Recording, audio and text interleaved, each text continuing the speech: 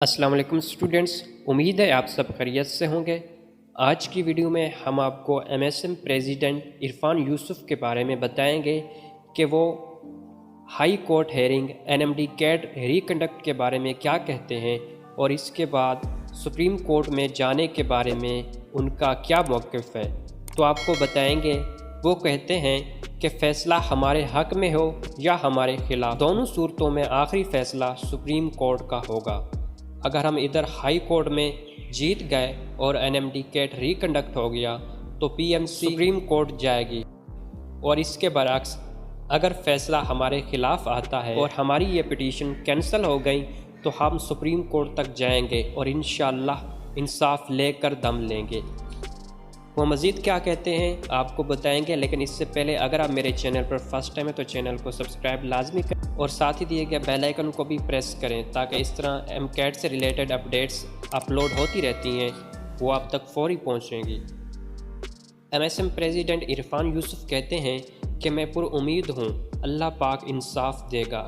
ایک چیز یہ ہے کہ ہر ہائی کورٹ اور ہر جج صاحب ایک ہی فیصلہ دینے کے پابند نہیں ہوتے۔ ایسا نہیں ہوتا کہ ایک جج نے ایک فیصلہ دیا تو دوسرا بھی وہی فیصلہ دینے کا پابند ہے۔ ایک ہائی کورٹ نے ایک فیصلہ دیا تو ضروری نہیں کہ دوسری ہائی کورٹ بھی وہی فیصلہ دے۔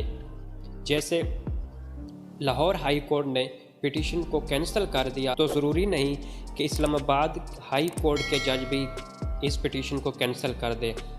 حالانکہ اسلام آباد ہائی کورٹ کے جج صاحب نے بہت اچھی گفتگو کی ہے، ہمارے ہر مطالبات کو سنا ہے، اور ہم نے جو بھی ڈاکومنٹ پیش کیے تو انہوں نے ان کو اچھے طریقے سے دیکھا ہے۔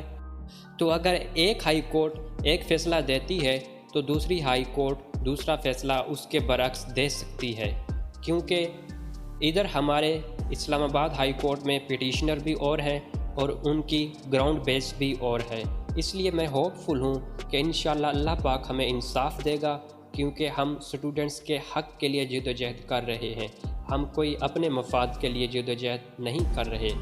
اس کے علاوہ اسلام آباد میں ہیئرنگ کے دوران جج کے ساتھ خوب بحث ہوئی اور ڈاکومنٹری ایویڈنس پیش کیا کہ PMC جس کو کمپیوٹرائزڈ سسٹم کہتی ہے، حالانکہ وہ کمپیوٹرائزڈ سسٹم ایک نام کا تھا، اس میں کوئی ویل مینیج سسٹم نہیں تھا۔ اسٹوڈنٹس کو مارکس کسی بیس پر نہیں دیے گئے۔ جب دوبارہ رزلٹ اناؤنس کیا گیا تو کسی اسٹوڈنٹس کے مارکس پہلے سے 10-15 کم تھے یا زیادہ تھے، تو کسی ریویو بیس پر ان کو مارکس نہیں ملے۔ گریس مارکس جسٹ ایسے رینڈم دیے گئے اور ایک بچے کے 3 ریزلٹس ایشو کیے گئے۔ یہ ساری چیزیں ہم نے جج صاحب کے سامنے رکھی۔ اس کے بعد جج صاحب نے بھی یہی کہا ہے کہ PMC پیپرا رولز کے انڈر آتی ہے، اور اگر PMC پیپرا رولز کے خلاف ورزی کرے گی تو اس کے خلاف سخت ایکشن لیا جائے گا۔ جج صاحب کی باڈی لینگویج بھی پازیٹیو تھی، رزلٹ کے اندر بے ضابطگی گریس مارک پر کوئی کنسرن نہیں شو کیا گیا۔ اس کے علاوہ جج صاحب کے سامنے یہ بات بھی سامنے رکھی گئی کہ PMC نے جس کمپنی کو ٹھیکہ دیا اس کے آنر پاکستان میں تو ہے نہیں، وہ تو امریکہ ہے۔ اس کے علاوہ جس کمپنی کو ٹھیکہ دیا گیا اور جس دن ٹھیکہ دیا گیا اس کے 10 دن بعد اس کمپنی کی رجسٹریشن ہوتی ہے۔ بھلا یہ کیسے ممکن ہے کہ جس کمپنی کو ٹھیکہ دیا جا رہا ہو وہ رجسٹرڈ بھی نہیں ہے؟ اس کے علاوہ پیپرا نے اس کے خلاف ایکشن لینے کا نوٹس بھی جاری کیا تھا، جس میں ان کی کرپشن بھی ثابت ہوئی تھی۔ اس کے علاوہ اسٹوڈنٹ سے لیا گیا لاکھوں کروڑوں اور کھربوں روپے ان کے پاس ہیں، اور ان کے پاس اس چیز کا کوئی ثبوت نہیں ہے کہ انہوں نے یہ پیسے کہاں پر پیسے لگائے ہیں، اور خود ہڑپ کر گئے ہیں یہ کمپنی اور PMC خود۔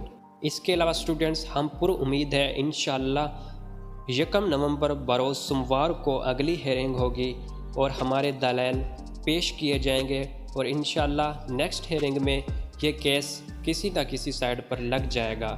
اگر کیس ہمارے خلاف آتا ہے تو ہم سپریم کورٹ تک جائیں گے انشاءاللہ۔ اسٹوڈنٹس اگر آپ کو مزید NMD کیٹ سے ریلیٹڈ اپڈیٹس چاہیے ہوں تو میرے چینل کو لازمی سبسکرائب کر دیں اور لنک دوستوں میں شیئر کر دیں۔